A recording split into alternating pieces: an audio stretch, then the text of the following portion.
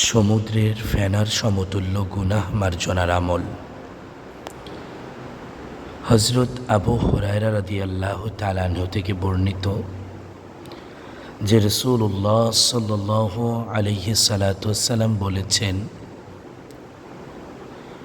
যে ব্যক্তি নিম্ন দোয়াটি,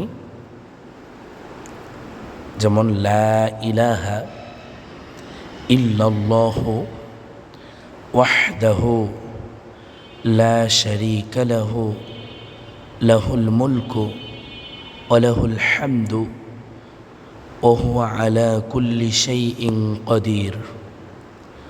উচ্চারণটি আমি আবার বলছি, লা ইলাহা ইল্লাল্লাহু ওয়াহদাহু লা শারীকা লাহু লাহুল মুলকু ওয়া লাহুল হামদু ওয়া হুয়া আলা কুল্লি শাইইন কাদির।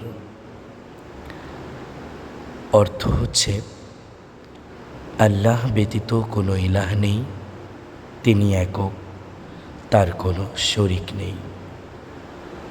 রাজত্ব তারই, যাবতীয় প্রশংসা তারই, তিনি সব কিছুর ওপর ক্ষমতাবান।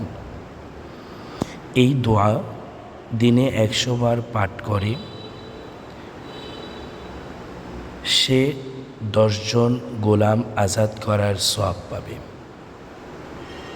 সম্মানিত ভিউয়ার্স, যে ব্যক্তি এই দোয়াটি দিনে 100 বার পাঠ করে সে 10 জন গোলাম আজাদ করার সওয়াব পাবে। তার আমলনামায় 100 নেকি লিপিবদ্ধ করা হবে এবং তার থেকে 100 গুনাহ মুছে দেওয়া হবে। আর তা ওই দিন সন্ধ্যা পর্যন্ত শয়তান তার ক্রমন্তনা থেকে তার জন্য রক্ষা কবচ হয়ে যাবে। সেদিন সে যা করেছে তার চেয়ে উত্তম পুণ্য সম্পাদনকারী কেউ হবে না। কিন্তু কেউ তার বেশি আমল করলে তার কথা ভিন্ন। আর যে ব্যক্তি দিনে 100 বার সুবহানাল্লাহি ওয়া বিহামদিহি পাঠ করবে তার যাবতীয় গুনাহ মোচন করে দেওয়া হবে, যদিও তা সমুদ্রের ফেনার সমতুল্য হয়।